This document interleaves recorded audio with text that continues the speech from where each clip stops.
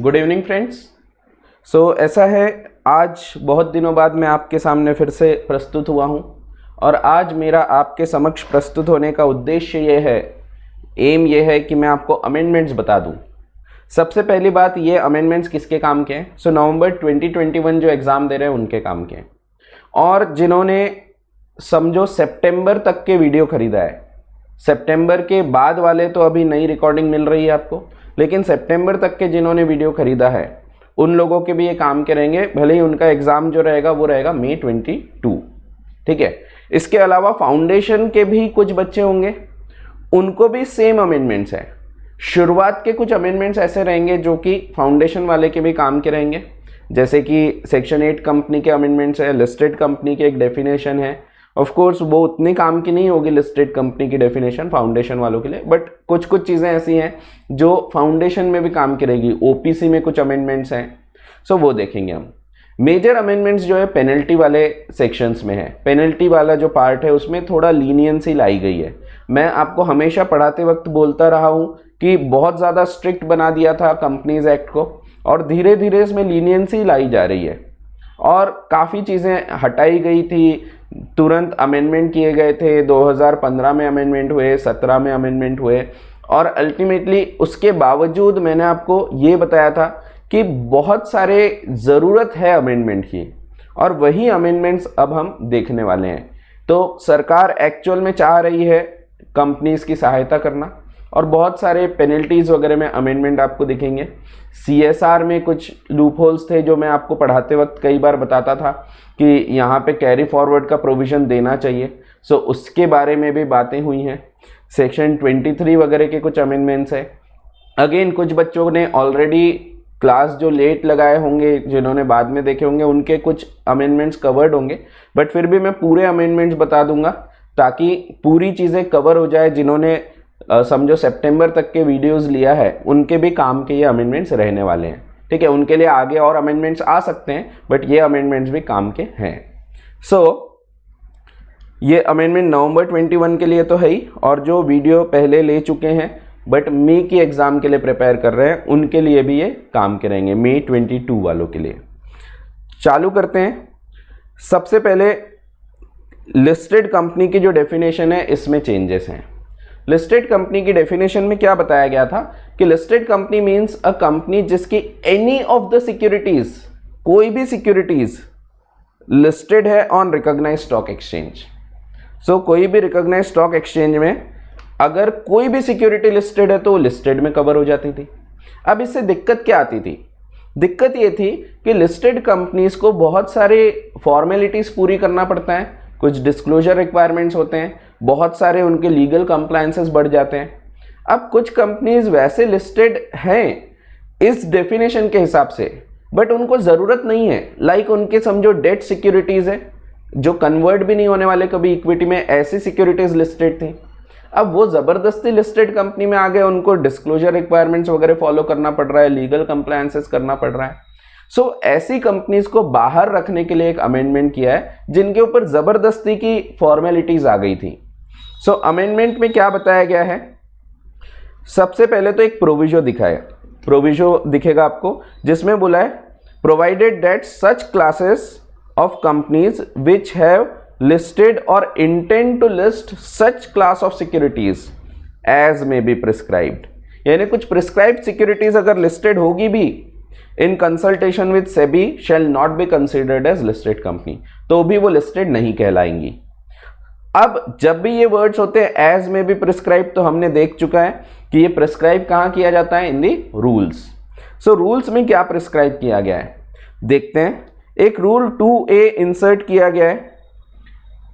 इसमें बता दिया है ऐसी पब्लिक कंपनीज को हम लिस्टेड नहीं मानेंगे, ये लिस्टेड में नहीं आएगी, शैल नॉट बी कंसिडर्ड लिस्टेड। ऐसी पब्लिक कंपनी जिनके इक्विटी लिस्टेड नहीं है लेकिन उनके कोई डेट सिक्योरिटीज लिस्टेड हैं या प्रेफरेंस शेयर्स लिस्टेड हैं विच आर नॉट कन्वर्टिबल, वो इक्विटी में कन्वर्ट भी नहीं होने वाले, नॉन कन्वर्टिबल डेट और प्रेफरेंस शेयर्स। ऐसे अगर लिस्टेड है तो उसको जबरदस्ती लिस्टेड में लाना कोई मतलब नहीं था, और वही चीज यहां की है, इनको बाहर किया है। पब्लिक कंपनीज जिनके लिस्टेड इक्विटी शेयर्स नहीं है बट उनके लिस्टेड हैं non convertible debt securities and non convertible preference shares और नॉन कन्वर्टेबल प्रेफरेंस शेयर्स। सो इनको इसने बाहर किया है, ठीक है। सो ऑफ कोर्स ये प्राइवेट प्लेसमेंट के बेसिस पे दिए गए हैं, ठीक है। तो प्राइवेट प्लेसमेंट बेसिस पे जिन्होंने डेट सिक्योरिटीज इशू किया था जो कि नॉन कन्वर्टेबल है और वो लिस्टेड किया है, and non convertible preference shares, redeemable preference shares, अब तो रिडीमेबल ही रहेंगे, ये चीज आपको पता है। एक बात और बता दूं, ये पढ़ने के पहले आपका पूरा पढ़ के हो चुका है, ये हम मान लेंगे, ठीक है, और उसके बाद आप ये पढ़ रहे हैं।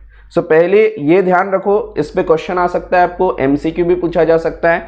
सो नॉन कन्वर्टेबल वर्ड ध्यान रखना, ये वर्ड के ऊपर क्वेश्चन आ सकता है दोनों ही जगह, नॉन कन्वर्टेबल प्रेफरेंस शेयर्स भी, redeemable and debt securities. Convertible है तो फिर वो लिस्टेड में कवर होंगी, ठीक है, नॉन कन्वर्टेबल में नहीं आएगी। पब्लिक कंपनीज, ठीक है, और इक्विटी लिस्टेड नहीं होना चाहिए। और कौन सी नहीं आएगी? Private companies again which have listed their non-convertible debt securities on private placement basis on any recognized stock exchange, तो वो नहीं आएगी as per the SEBI listing regulations. Of course वो फॉलो करना पड़ेगा, जो आपके कोर्स में नहीं होता है। सेबी लिस्टिंग रेगुलेशन आपको नहीं पढ़ना है अभी, ठीक है, इंटरमीडिएट लेवल पे या फाउंडेशन लेवल पे। एंड पब्लिक कंपनीज जिन्होंने इक्विटी शेयर्स कहीं बाहर लिस्ट किया है, फॉरेन के कोई पर्टिकुलर स्टॉक एक्सचेंज में, यहां लिखा था एनी रिकॉग्नाइज्ड स्टॉक एक्सचेंज, तो फॉरेन वाला भी कवर हो जाता था। और इसीलिए यहां पे एक सेक्शन 23 में भी अमेंडमेंट है, जो कुछ बच्चों ने शायद पढ़े भी होंगे, कुछ बच्चों ने नहीं पढ़े होंगे, तो मैं इस क्लास में वो भी कवर करूंगा। सो सेक्शन 23 बताता है काइंड्स ऑफ इशू, कैसे कैसे इशू हो सकते हैं। उसमें बताया गया है कि कुछ आप ऐसे स्टॉक एक्सचेंज में भी इशू कर सकते हैं जो कुछ स्पेसिफाइड ज्यूरिसडिक्शन में है। आप बोल सकते हैं फॉरेन स्टॉक एक्सचेंज, ठीक है, डायरेक्टली आप लिस्ट कर सकते हैं। तो ऐसी कंपनीज, पब्लिक कंपनी जिनके equity shares not listed on recognised stock exchange but whose equity shares are listed on stock exchange in jurisdiction as specified in subsection 3 of section 23 of the act, ये हम देखेंगे, इसको हम बोलते हैं foreign stock exchange, ठीक है। सो ऐसा जुरिस्डिक्शन जो बाहर का है, ठीक है। सो ये एक सिंपल सा अमेंडमेंट है। दूसरा अमेंडमेंट, स्मॉल कंपनी की डेफिनेशन।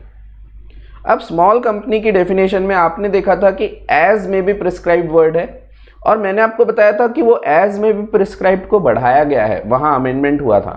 और मैंने ये भी बताया था आपको, यहां जल्दी ही आपको कुछ प्रिस्क्राइब्ड रूल्स देखने को मिलेंगे, क्योंकि जाहिर सी बात है जब डेफिनेशन चेंज कर रहे हैं वो, तो उनका मकसद है कि वहां कुछ रूल्स डालेंगे, तभी चेंज किया था उन्होंने, जो लिमिट बढ़ाई थी उन्होंने। सो आपको याद होगी डेफिनेशन। सो अगेन मैं बोल रहा हूं, आपने पढ़ा है ऐसा मैं मान के चलूंगा, क्योंकि अमेंडमेंट की क्लास है, तो उसके पहले आपका पहले तो बेसिक पढ़ा हुआ होना चाहिए।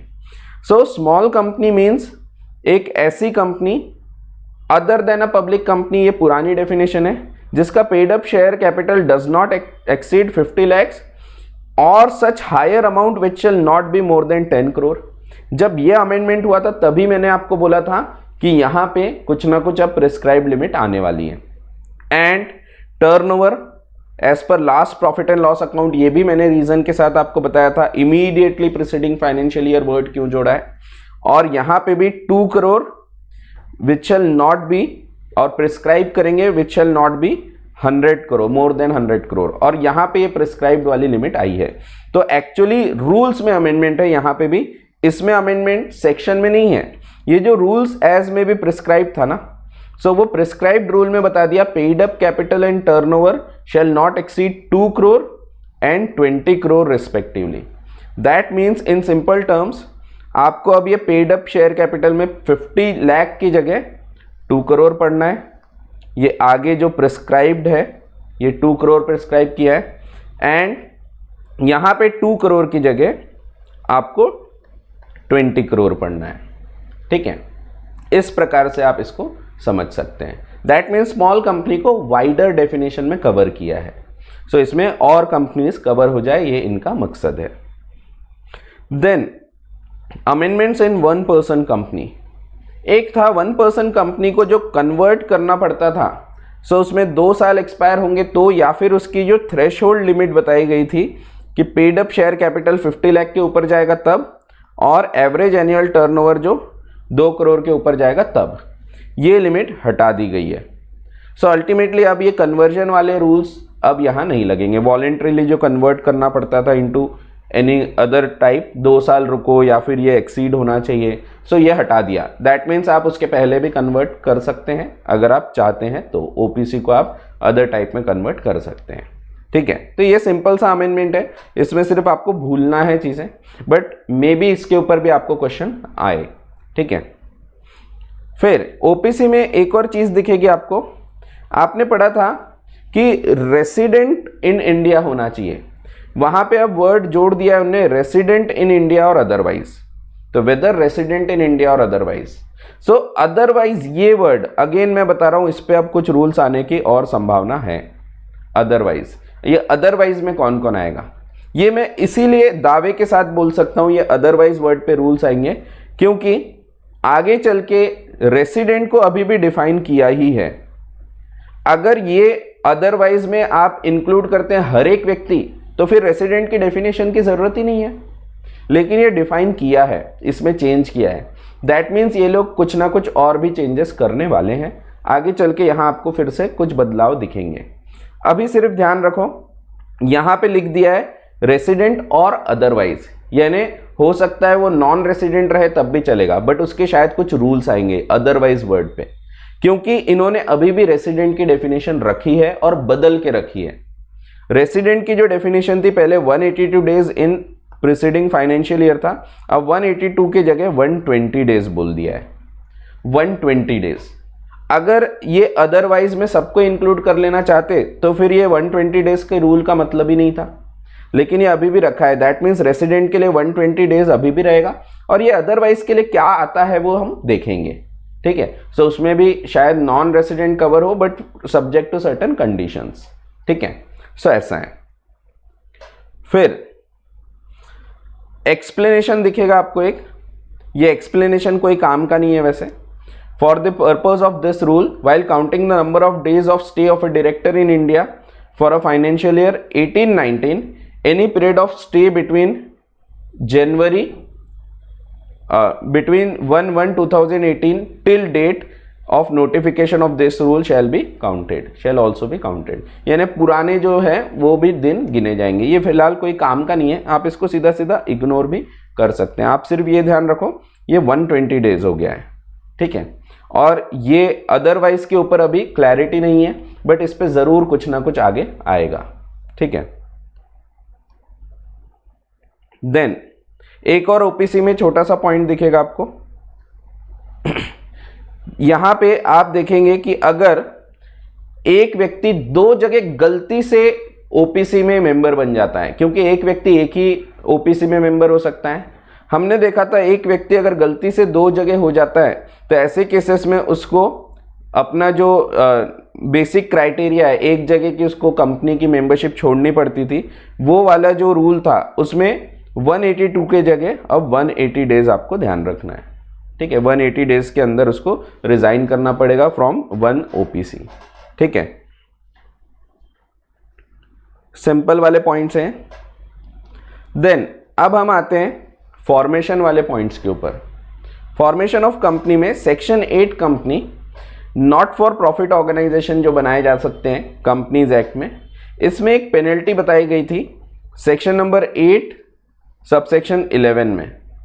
इसमें क्या बताया गया था कि इम्प्रिजनमेंट होगा, इम्प्रिजनमेंट 3 साल का हो सकता था, वो चीज को हटा दिया गया है।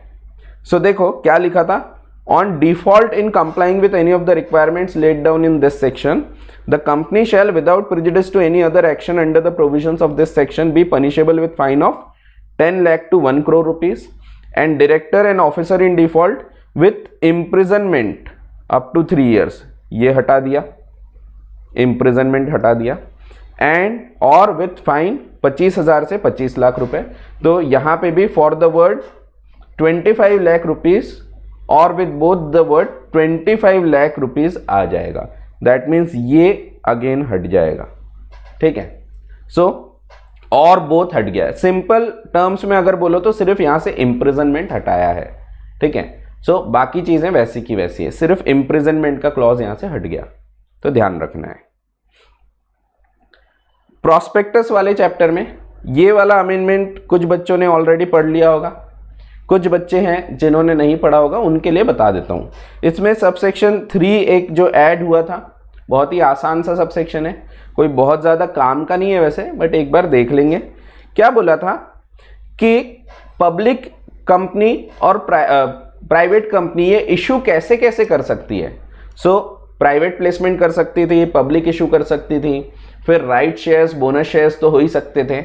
इसके अलावा एक और चीज यहां पे अब बता दी है कि कुछ क्लासेस ऑफ पब्लिक कंपनीज में issue such class of securities for the purpose of listing on permitted stock exchange in permissible foreign jurisdiction, ठीक है, और सच अदर ज्यूरिसडिक्शन एज में बी प्रिस्क्राइब्ड। यानी फॉरेन ज्यूरिसडिक्शन के कुछ स्टॉक एक्सचेंजेस में भी आप अब लिस्ट कर सकते हैं कुछ स्पेसिफाइड सिक्योरिटीज, ठीक है, तो आप उस प्रकार से भी इशू कर सकते हैं, पैसा रेस कर सकते हैं। सो ये जो अमेंडमेंट है ये अगेन ऊपर वाला जो अमेंडमेंट है पेज नंबर 1 पे, ये जो लास्ट वाला पॉइंट है इससे डायरेक्टली कनेक्टेड है, ठीक है, तो ये अमेंडमेंट था और अल्टीमेटली इसके लिए 23 का भी आपको अमेंडमेंट पढ़ना है। सो ऐसा है, सिंपल सा है। सो मैं थोड़ा आपका ज़बरदस्ती का टाइम नहीं लूँगा, आपको जितना ज़रूरी है उतनी ही चीज़ें मैं प्रॉपरली कवर कर रहा हूँ। जो ऑलरेडी पढ़ चुके हैं उसको फिर से मैं पूरा नहीं बताने वाला, लाइक सेक्शन 23 में बाकी क्या क्या चीज़ें हैं वो सब में अपन डीप में नहीं जाएंगे। अब सिर्फ जितना अमेंडमेंट का पार्ट है, क्योंकि अब आपके पास टाइम कम रहता है, तो आपको सिर्फ ध्यान रखना है कि ये पढ़ा हुआ है ये मैं मान लूँगा, ठीक है, उसके बाद फिर आगे का मैं ज़रूर बताऊँगा। फिर एक और बताया, central government may by notification exempt any class or classes of public companies referred to in subsection 3 from any of the provisions of this chapter. यानी सीधा सीधा ये चैप्टर अप्लाई नहीं करना है तो किसी कंपनी को हटा भी सकते हैं, ठीक है। फिर चैप्टर 4 सेक्शन 89-90, ये अगेन 89-90 आपने आगे पढ़ा था, बेनिफिशियल ओनरशिप, इसमें भी कुछ चेंजेस देखेंगे हम। 127 तो डिविडेंड वगैरह। And a copy of every such notification shall as soon as may be after it is issued be laid before both the houses of parliament. So ये भी फिलहाल अभी काम का नहीं है, सिर्फ ये है कि ये चैप्टर से किसी कंपनी को हटाना चाहे तो हटा सकती है गवर्नमेंट, ठीक है। Section 26 matters to be stated in prospectus. Again यहाँ पे पेनल्टी दी गई थी, उस पेनल्टी में अमेंडमेंट है, तो 50,000 रुपए से 3 लाख रुपए तक। एंड इम्प्रिजनमेंट था, सिंपल अगर लैंग्वेज में देखें तो यहाँ भी इम्प्रिजनमेंट हटाया गया है। इम्प्रिजनमेंट अप टू 3 इयर्स था, ये हटा दिया है। एंड और विथ बोथ ये हटा दिया है, ठीक है। सो इम्प्रिजनमेंट यहाँ से भी हटा है, सिंपल। सेक्शन 26 किस चीज से डील करता है, matters to be stated in prospectus, ठीक है, क्या क्या चीज़ें होना चाहिए उसमें, फिर वो रजिस्टर करना पड़ता है आपको, वो सब चीज़ें जो आपने पढ़े थे। सो वो चीज़ें उसमें अगर कोई डिफॉल्ट होता है, कॉन्ट्रावेंशन होता है, तो पेनल्टी तो थी, साथ साथ में इम्प्रिजनमेंट था, वो इम्प्रिजनमेंट को हटाया गया है, ठीक है, सिंपल। देन शेयर कैपिटल वाले चैप्टर में सेक्शन नंबर 62 जो further issue of share capital से डील करता है, उसमें एक राइट इशू आपने पढ़ा है।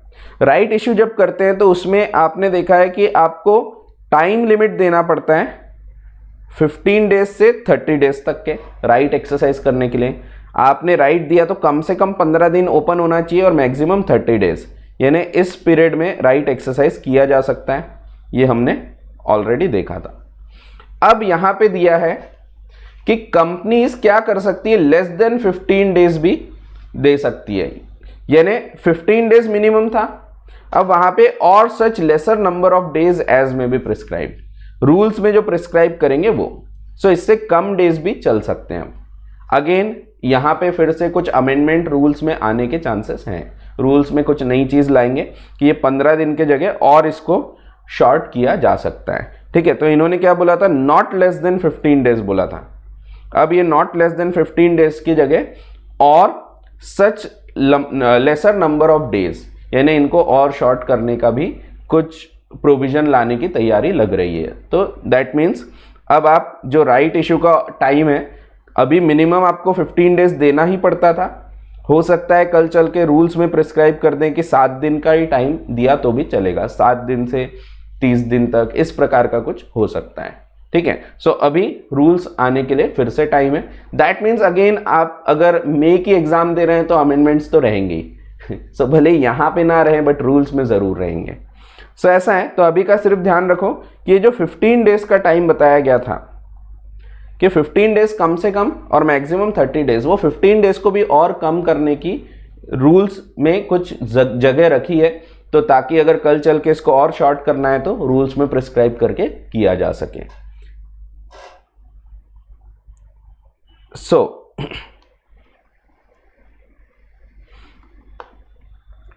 अगला पॉइंट, अब ये भी सिंपल है, सेक्शन नंबर 64। यहां पे भी पेनल्टी में ही फर्क है। सेक्शन नंबर 64 बोलता है कि आप जब ऑल्टरेशन करते हैं शेयर्स में तो आपको क्या करना है, तो आपको नोटिस देना पड़ता है रजिस्ट्रार को कि शेयर्स वगैरह आपने इशू किया है, ऑल्टर किया है, ये सब चीज़ों का नोटिस देना पड़ता है, आपको फाइल करना पड़ता है कुछ डॉक्यूमेंट्स, फॉर्म्स। वहाँ पे एक पेनल्टी दी गई है कि such company and officer in default shall be liable for penalty of 1000 rupees for each day and 5 lakh rupees और 5 lakh rupees whichever is less. इसमें चेंज किया है, इसमें बोल दिया है for the words 1000 rupees 500 rupees shall be substituted. That means ये 1000 रुपए की जगह 500 रुपए की पर डे की पेनल्टी लगेगी। दूसरा, और 5 lakh rupees whichever is less, इसके जगह subject to a maximum of 5 lakh rupees. So maximum 5 lakh. तो ये भी सिंपल सा ही एक अमेंडमेंट आपको देखने को मिलेगा, ठीक है। फिर एंड इन केस ऑफ, हाँ ये भी ध्यान रखो, and in case of company, in case of company and in case of officer 1 lakh rupee, maximum 5 lakh and 1 lakh, ठीक है। तो ऐसा है, सिंपल से पॉइंट है। हाँ, अब ये वाले जो पेनल्टीज है जो यहाँ पे चेंजेस हो रहे हैं, खास तौर पे ये याद रखना आपको कि 1000 के बदले 500 हो गया है और मैक्सिमम कंपनी पे 5 लाख और जो ऑफिसर है उस पे 1 लाख। फिर एक सेक्शन 66 था, रिडक्शन ऑफ शेयर कैपिटल। जब शेयर कैपिटल रिड्यूस किया जाता है, जिसमें हमने देखा था कि कोर्ट की परमिशन वगैरह लगती है, ट्रिब्यूनल की परमिशन लगती है एज पर न्यू लॉ। सो आपको ट्रिब्यूनल से परमिशन लेना पड़ता है, उसके बाद आप रिडक्शन कर सकते हैं। उसमें भी पेनल्टी का एक पॉइंट था, उसको तो सीधा सीधा ओमिट ही कर दिया है। तो ओमिट कर देना है ना अरे नहीं, वो वोमिट होता है, वोमिट नहीं, ओमिट कर दिया। सो हटा दिया, सीधा सीधा पेनल्टी हटा दिया है। सो सबसेक्शन 4 में जो पेनल्टी बताई गई थी, सीधा सीधा, सॉरी सबसेक्शन 11 में पेनल्टी बताई गई थी कि सबसेक्शन 4 आपने फॉलो नहीं किया तो आपको पेनल्टी लगेगी, वो पेनल्टी को सीधा सीधा ओमिट कर दिया है, ठीक है। तो सबसेक्शन 11 शैल बी ओमिटेड। सो अब ये ओमिट हो गया है, तो इसमें तो मेरे को नहीं लगता कि ये वाले पॉइंट पे क्वेश्चन आएगा। ये वाले पॉइंट पे क्वेश्चन की बहुत कम संभावना है। अलॉटमेंट ऑफ शेयर्स, सेक्शन 41 था। सेक्शन 40 क्या बोलता है कि सिक्योरिटीज आपकी स्टॉक एक्सचेंज में डील होना चाहिए, तो स्टॉक एक्सचेंज की आपको परमिशन वगैरह लेना पड़ता है जब आप पब्लिक इशू वगैरह करते हैं। तो इसमें भी अगेन एक सबसेक्शन 5 था जो कि पेनल्टी के बारे में बताता है। सो ये सबसेक्शन 5 में भी इम्प्रिजनमेंट हटाया गया है। सो यहाँ पे कंपनी के ऊपर पनिशमेंट थी 5 लाख से 50 लाख रुपीज तक, एंड ऑफिसर इन डिफॉल्ट के ऊपर इम्प्रिजनमेंट अप टू 1 ईयर। तो ये इम्प्रिजनमेंट हट गया है, फाइन लगेगी और विद बोट हट गया है, ठीक है। सो ऐसा है। सो अगेन इम्प्रिजनमेंट यहाँ से हटाया गया। तो मैंने आपको कई बार बताया हूँ, बहुत स्ट्रिक्ट हो गया था कंपनी लॉ और इसमें कुछ ना कुछ लीनियंसी लाई गई, बट और भी ज़रूरत है। सो ये मैं आपको कई बार पढ़ाते पढ़ाते बताया था कि बहुत ज़्यादा स्ट्रिक्ट हो गया। इनफैक्ट जब 2013 में न्यू कंपनीज एक्ट आया तो कंपनी बनना ही बंद कर दिए थे लोगों ने, बनाते ही नहीं थे, इतना ज़्यादा स्ट्रिक्ट हो गया था। सो इसीलिए तभी कुछ लीनियंसी लाई गई थी। 2015 में अमेंडमेंट किए, 17 में किए। अल्टीमेटली अभी आपको बहुत सारे ऐसे अमेंडमेंट्स दिखेंगे जिससे पेनल्टी को सीधा सीधा हटाई दिया गया है या बहुत कम कर दिया गया है। इम्प्रिजनमेंट तो सीधा हटा ही दिया है। सो अच्छी बात है, क्योंकि जाहिर सी बात है कि भाई गवर्नमेंट ने भी भरोसा करना चाहिए लोगों पे। कई बार गलतियां भी हो जाती हैं, एकदम हर जगह इम्प्रिजनमेंट डाल देने का कोई मतलब नहीं होता। सो हर एक चीज़ क्रिमिनल ऑफेंस होगी ऐसा ज़रूरी नहीं, ठीक है। हाँ, और मैं ये बता दूं, कहीं कहीं जहाँ पेनल्टी हटाई गई है दैट डज नॉट मीन कि कोई पेनल्टी लगेगी नहीं। कुछ जनरल पेनल्टीज जो होती हैं वो ज़रूर लग सकती हैं, ठीक है। बायबैक ऑफ सिक्योरिटीज में again section number 68 subsection 11 penalty बताता था। यहां पे भी आप देखेंगे इम्प्रिजनमेंट हटाया गया है। सो देखो कितना आसान है ना याद रखना। बहुत सारे लेक्चर्स में आप देखोगे ऐसा हो गया वैसा हो, कुछ नहीं हुआ, सिर्फ इम्प्रिजनमेंट के प्रोविजंस हटे हैं बहुत सारे जगह से। सो इम्प्रिजनमेंट सीधा सीधा हटा दिया। ध्यान रखो buyback of securities important amendment है। इसमें ऐसा है कि अगर कोई कंपनी डिफॉल्ट करती है तो कंपनी के ऊपर भी पेनल्टी थी 1 लाख से 3 lakh, and officer in default 3 साल तक का इम्प्रिजनमेंट था, और विथ फाइन 1 लाख 3 लाख और विथ बोथ। तो ये यहां पे भी अगेन जो इम्प्रिजनमेंट का पॉइंट है वो हटाया है, सिंपल, ठीक है। Then transfer and transmission of shares. Transfer और ट्रांसमिशन में अगेन सेम है, यहां पे भी पेनल्टीज जो है वो हटाई गई है। अब यहां पे जो पेनल्टी है इसमें थोड़ा सा कम किया गया है। यहां पे इम्प्रिजनमेंट वाला पॉइंट नहीं है, ऑलरेडी पहले से नहीं था, बट फिर भी पेनल्टी में आपको चेंजेस दिखेंगे।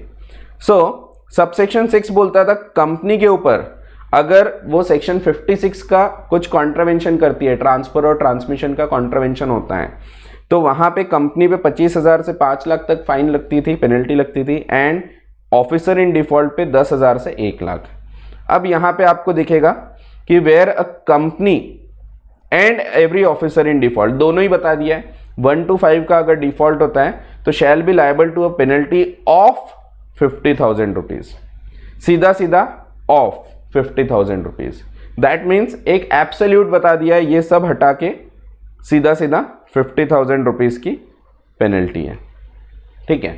तो ऐसा है। अब यहां पे थोड़े से कुछ गड़बड़ जरूर है अभी भी। जैसे अब यहां पे क्लैरिटी होना चाहिए, जब अमेंडमेंट होता है ना, सरकार जब भी अमेंडमेंट करती क्लैरिटी नहीं लाती है कई बार, सो गड़बड़ हो जाती है। अब जैसे यहाँ पे 50,000 रुपीज है तो 50,000 रुपीज फॉर ईच डिफॉल्ट है क्या है, ऐसा क्लैरिफाई कर दिया तो ज्यादा बेटर होता है। नहीं तो कल चल के ऐसी चीजों पे ही झगड़े होते हैं फिर कोर्ट में। तो फॉर ईच डिफॉल्ट वगैरह इस प्रकार के वर्ड्स अगर जोड़ दिए तो वो क्लियर हो जाता है, क्योंकि एक कंपनी हो सकता है 3 ऐसे डिफॉल्ट कर दिए एक ही महीने में और एक ही साथ। अब सवाल यह आएगा, जैसे 3 जन है, राम श्याम और हरि, तीनों ने ट्रांसफर की रिक्वेस्ट डाले थे और कंपनी का कुछ डिफॉल्ट हुआ। सो यहां पे अब तीनों के ऊपर 50-50 हजार की लगेगी क्या, तीनों डिफॉल्ट के ऊपर, कि या फिर सिर्फ सब मिला के एक डिफॉल्ट मानेंगे। तो ये सब चीजें क्लैरिफाई करना जरूरी होता है। पर कई जगह मैंने आपको कई बार बताया हूं कि यहाँ पे सरकार ने ये करना रह गया, भूल गई है। सो उस प्रकार से यहाँ पे भी क्लैरिटी नहीं है, और फिर यहाँ पे फिर झगड़े होते हैं, और बाद में फिर बदलाव किए जाते हैं, और तब तक के शायद झगड़े हो चुके होते हैं। खैर ये तो फिजिकल फॉर्म में जब सिक्योरिटीज है तभी लगता है, आपको ऑलरेडी ये सब चीजें पता है, ठीक है। फिर rectification of register of members, इसमें अगेन पेनल्टी हटा दिया, सीधा सीधा सेक्शन 59 की पेनल्टी हट गई। सो रेक्टिफिकेशन का ऑर्डर जो ट्रिब्यूनल देता है उस हिसाब से आपको चेंजेस कर लेना चाहिए। नहीं करते थे तो पेनल्टी लगती थी, सीधा सीधा पेनल्टी को ओमिट ही कर दिया है, 59 की पेनल्टी हटा दिया है, ठीक है। अब अगेन बता दूं, अगर पेनल्टी हट गई दैट डज नॉट मीन कि आप ऑर्डर को फॉलो नहीं करोगे।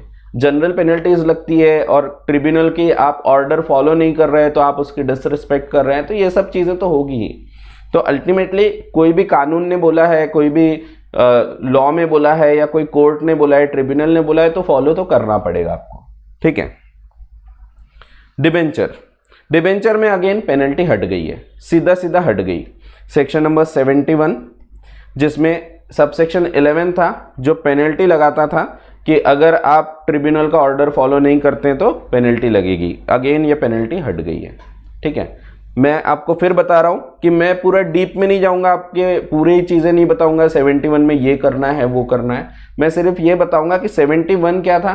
71 बताता था कि आपको डिबेंचर्स वगैरह इशू करना है, कैसे इशू होंगे। उसमें बताया गया था कि आपके डिबेंचर्स किस प्रकार से हो सकते हैं, नॉमिनेशन वगैरह, नॉमिनेशन खैर अलग है, बट अल्टीमेटली डिबेंचर्स के बारे में पूरा रूल्स बताया गया है, डिबेंचर ट्रस्टी होना चाहिए वगैरह, ये सब चीजें बताई है।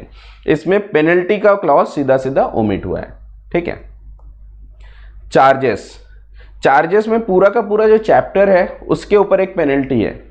वो पेनल्टी में चेंजेस हैं। Section number 86, punishment for contravention of this chapter, पूरा चार्जेस रजिस्टर करना, मॉडिफिकेशन करना, सेटिस्फैक्शन करना, ये सब चीज़ों से रिलेटेड डिफॉल्ट।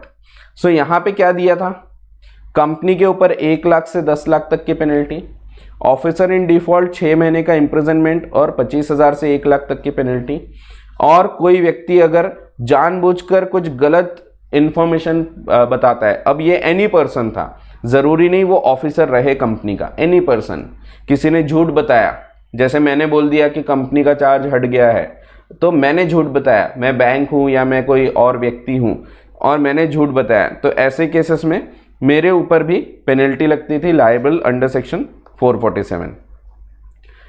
अब if any company is in default in complying with the provisions of this chapter, company shall be liable to a penalty of rupees 5 lakh। so 5 lakh की हो गई है 10 lakh की जगह, सीधा सीधा 5 lakh ऑफ 5 lakh एब्सोल्यूट हो गई, and every officer who is in default shall be liable for a penalty of 50,000 rupees, absolute हो गई। यानी सीधा सीधा, पहले क्या था, इतना या इतना, यहां से यहां तक रेंज थी, अब वो हट गया, सीधा सीधा एक एब्सोल्यूट पेनल्टी ला लिया इन्होंने, ठीक है। फिर management and administration, register of members वाला चैप्टर, उसमें एक अमेंडमेंट दिखेगा, अगेन पेनल्टी में, पेनल्टीज में ही चेंजेस दिखेंगे आपको ज्यादातर। If a company does not maintain a resistor of members और डिबेंचर होल्डर्स, तो उस केस में company and every officer in default 50,000 से 3 लाख, एंड अगर कंटिन्यूड डिफॉल्ट होगा तो 1,000 rupees for each day, per day, for the days during which the failure continues. अब यहाँ पे अगर कंपनी ने रजिस्टर ऑफ मेंबर्स या डिबेंचर होल्डर्स या सिक्योरिटी होल्डर्स नहीं मेंटेन किया, तो company shall be liable to a penalty of 3 lakh rupees and officer 50,000, again absolute penalty. तो ये सब हटा के सीधा सीधा एब्सोल्यूट पेनल्टी उन्होंने ला लिया, ठीक है, कि यहां से यहां तक बोलने के बदले सीधा सीधा बोल दिया इतनी पेनल्टी रहेगी फाइनल, ठीक है, absolute. Declaration of beneficial interest, section number 89। 89 में 2 चीजें थी, एक हल्का सा ब्रीफिंग कर देता हूं।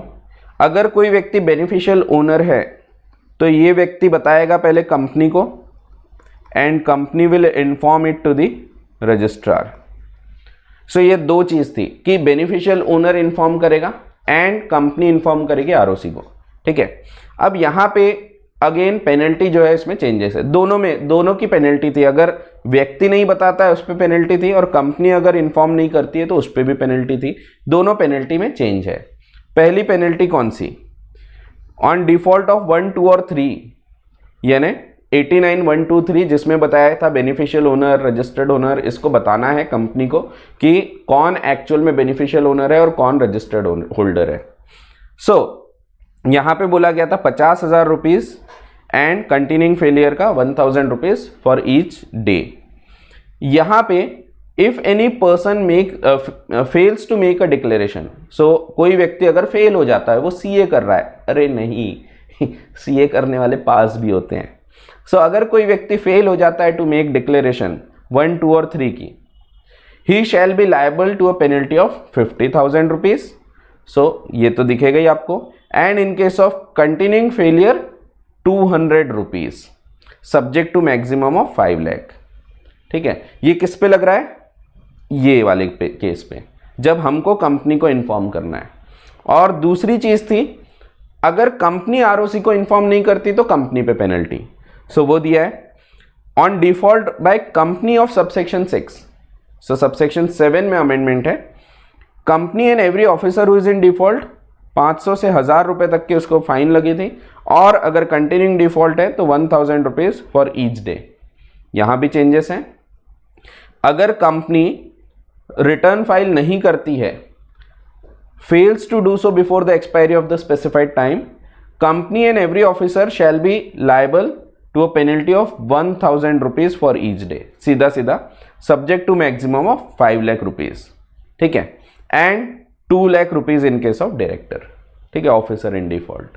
सो सिंपल सा अमेंडमेंट है ये भी। यहाँ पे भी पेनल्टी में चेंजेस हैं। अब ये पेनल्टी वाले चेंजेस है, इसमें समझाने वाली चीज़ कम है, इसमें आपको याद रखने वाली चीज़ें ज़्यादा है, ठीक है। एंड ऑफ कोर्स ये इंपॉर्टेंट रहेगा, जैसा कि मैंने आपको बोला कि भले ही है पेनल्टी में चेंजेस, लेकिन आपके लिए इंपॉर्टेंट रहने वाले हैं। हो सकता है आपको पेनल्टी में भी क्वेश्चंस पूछ लिए जाएं इसमें, ठीक है। सो सेम टू सेम है, सिर्फ यहाँ पे क्या बता दिया है, 1000 रुपीज़ का डिफॉल्ट पर डे, और कंपनी के ऊपर मैक्सिमम लगेगा 5 लाख और ऑफिसर के ऊपर मैक्सिमम लगेगा 2 लाख, ठीक है, सिंपल। सो इस प्रकार से आप शॉर्ट में लिख के रख लो। आखिरी दिन, आखिरी टाइम जब आप एग्जाम देने जाओगे, ये शीट को आपको पढ़ के जाना है। ये शीट या तो अमेंडमेंट शीट ले लो या फिर आप अलग से एक बना लो जिसमें आप ऐसा एकदम शॉर्ट में लिख के रख लो। ये चीज़ें बहुत काम आएगी। आखिरी वक्त पे आप तुरंत देख के गए रहोगे ना, याद रहेंगी चीज़ें, और चांसेस बहुत हैं। ये तो मैं आपको पढ़ाते पढ़ाते ही बता चुका हूँ कि आपको इस प्रकार की एक शीट बना लेना है हर पेपर के लिए, जो आखिरी में जैसे ही पेपर रहता है, पेपर के 2 घंटे पहले आपको सिर्फ वो देखना है, ताकि वो तुरंत की चीज़ें रहे, याद रहे और आप वो तुरंत लिख पाओ। सो ऐसी जो चीज़ें हैं जो याद रखने वाली हैं, उसके लिए ये काम आप कर सकते हैं। और मुश्किल से वो 8-10 पेज में जाएगी। 8-10 पेज भी बहुत ज़्यादा बोल दिया मैंने, ठीक है। हाँ, एक न्यूली इंसर्टेड सेक्शन भी दिखेगा सेक्शन 89 में, सबसेक्शन 11, सबसेक्शन 10 के बाद एक नया सेक्शन दिखेगा कि सेंट्रल गवर्नमेंट किसी भी कंपनी को इससे एग्जेम्प्ट कर सकती है, इन प्रोविजन से एग्जेम्प्ट कर सकती है। सो ये भी सिंपल है। तो central government may by notification exempt any class or classes of company from complying with any of the requirements of this section except 10 if it is considered necessary to grant such exemption to the in the public interest, and such exemption may be granted either unconditionally or subject to conditions। ठीक है, तो simple है। इसमें भी अभी तक की notification नहीं आया है, तो अल्टीमेटली ये अमेंडमेंट आपके अभी कोई काम का नहीं है। बिल्कुल सिमिलर एक सेक्शन था, section 90, significant beneficial owners. Significant beneficial owner जो है, सो वो वाले केस में भी डिक्लेरेशन देना पड़ता था। अगेन यहाँ पे आपको अमेंडमेंट दिखेगा, दोनों दिख रहे हैं आपको, 90-11 और 90-10, पर्सन के ऊपर और कंपनी के ऊपर। यहाँ पे सिमिलर था कि आपको पहले कंपनी को इन्फॉर्म करना है, and company will inform it to the registrar. So if any person fails to make a declaration, he shall be punishable with imprisonment for a term which may extend to 1 year, or with fine which shall not be less than 1 lakh and extend to 10 lakh rupees, or with both। और अगर continuing failure है तो 1000 rupees per day। सो काफ़ी लंबी चौड़ी बड़ी सी penalty थी। देखो, पेनल्टी के बारे में मैंने आपको क्लास में कई बार बोल चुका हूँ, वैसे पेनल्टी याद रखना पॉसिबल नहीं होता है, पर इतनी आपको अब याद रखना पड़ेगा, आपके एग्जाम है और अमेंडमेंट है इसीलिए, ठीक है। सो वैसे पेनल्टीज याद नहीं रखना पड़ता है, पेनल्टीज के ऊपर क्वेश्चंस जनरली नहीं पूछे जाते, और पेनल्टीज आप किसी से भी पूछ लो, बड़े बड़े सीए लोग हैं उनको याद नहीं हो, मेरे को खुद को पूरी पेनल्टीज याद नहीं है। सो रखना भी नहीं पड़ता है, ये फालतू की चीज़ें होती है। अगर कोई पेनल्टीज पूछ रहा है अगर इंस्टीट्यूट आपको एग्जाम में, तो वैसे एक गलत तरीका है, क्योंकि हमको नॉलेज टेस्ट करना चाहिए। एक्चुअल लाइफ में क्या होता है ना, हाँ बहुत इंपॉर्टेंट चीज़ें उसकी पेनल्टी आपको पता होनी चाहिए, बट एकदम ये हर एक चीज़ की पेनल्टी कोई भी याद नहीं रख सकता। और याद रखना भी क्यों है, आपके पास एक्ट है, जब आपको लगता है आप एक्ट खोलो उसमें पढ़ लो। सो कौन सी चीज़ के डिफ़ॉल्ट हो सकता है, कौन सा चीज़ आप कर रहे हो, अगर उसमें डिफ़ॉल्ट होगा तो क्या पेनल्टी होगी। सो इसीलिए ये रटने वाली चीज़ों पे वैसे सवाल नहीं आना चाहिए, ठीक है। एक बार मैंने आपको बताया हूँ कि आया था ऐसा, उसके बाद बहुत सारे लोगों ने क्रिटिसाइज़ किया था कि आप नॉलेज टेस्ट नहीं कर रहे हैं यहाँ, तो आप सिर्फ मेमोरी टेस्ट कर रहे हैं। सो इसीलिए उसके बाद से कभी इंस्टीट्यूट ने पेनल्टीज़ पे ऐसे क्वेश्चंस नहीं पूछे। सो एक टाइम पे लेकिन आया था। सो 50% से ज़्यादा पेनल्टीज़ पूछ ली गई थी सीए फाइनल में, जब 2013 में न्यू कंपनीज एक्ट आया था। सो खैर, हमको फिर भी याद रखना है। तो सेक्शन 90 में अगेन उस व्यक्ति पे पेनल्टी लगती है जो व्यक्ति डिक्लेरेशन नहीं फाइल करता है with the company. So if a person fails to make a declaration, so he shall be liable to a penalty of 50,000 rupees, imprisonment हट गया। एंड अगर कंटिन्यूइंग डिफॉल्ट है तो further penalty of 1000 rupees for each day during which the failure continues, subject to maximum of 2 lakh rupees. ठीक है, यानी सीधा सीधा हो गया आपका 50,000 से 2 लाख रुपए हो जाएगा। 2 लाख भी कंटिन्यूइंग फेलियर के केस में हो सकता है 1000 रुपीज़ पर डे के हिसाब से, ठीक है। सो ऐसा है। फिर बिल्कुल सिमिलर कंपनी के केस में, कंपनी ने जो बताना है, इन्फॉर्म करना है चीज़ें, उसके केस में अगर कंपनी नहीं बताती है, company fails to do the required action, जो जैसे फाइलिंग वगैरह करना है रजिस्ट्रार के पास, डिनाइज इंस्पेक्शन नहीं करने दे रही है, तो ऐसे केसेस में company and officer in default, इनके ऊपर पेनल्टी थी 10 लाख टू 50 लाख, ठीक है। And where the failure is continuing 1000 rupees for each day. यहाँ पे अगर company required to maintain register under subsection 2 and file information under subsection 4, filing नहीं किया, एंड और required to take necessary steps under subsection 4A। 4A में क्या है, 4A में आपको पता करने की कोशिश करना है कि beneficial owner, significant beneficial owner कौन है, कोई है तो नहीं आपके इसमें जिसने एक्चुअल में किसी और के लिए होल्ड करके रखा है, सिग्निफिकेंट बेनिफिशियल ओनर। इसके पीछे का रीजन भी बताया था मैंने, लोग जो दूसरों के नाम से शेयर्स लेके रख लेते हैं, सो पैसा मेरे पास बहुत है लेकिन मैं खुद के नाम से लेने के बदले दूसरे के नाम से ले रहा हूँ। सो कंपनी को जब पता लग रहा है या कुछ शक हो रहा है तो कंपनी शुड टेक स्टेप्स, ठीक है। तो उसने पता करने के लिए और स्टेप्स लेना चाहिए। सो ये हमने पढ़ा था सेक्शन नंबर 90 में। अगर कंपनी ये सब चीज़ें नहीं करती है या फिर इंस्पेक्शन नहीं करने दे रही है, सिग्निफिकेंट बेनिफिशियल ओनर वगैरह कौन है क्या है, तो company shall be liable for a penalty of 1 lakh rupees and in case of continuing failure 500 rupees for each day, maximum 5 lakh. तो कंपनी पे बता दिया है 1 लाख रुपए और 500 रुपीज पर डे, इस प्रकार से लिख के रख लेना चाहिए, मैक्सिमम अप टू 5 लाख। और ऑफिसर इन डिफॉल्ट के ऊपर liable to a penalty of 25,000, officer के ऊपर 25,000, एंड अगर कंटिन्यूइंग फेलियर है तो 200 rupees per day, subject to maximum of 1 lakh, ठीक है। सो ये पेनल्टी में चेंजेस हैं। एनुअल रिटर्न, अगेन पेनल्टी के चेंजेस। क्या बोला है, if any company fails to file annual return under subsection 4 before the expiry of the prescribed time, such company and officer in default shall be liable to penalty of 50,000, in case of continuing failure 100 rupees for each day, maximum up to 5 lakh।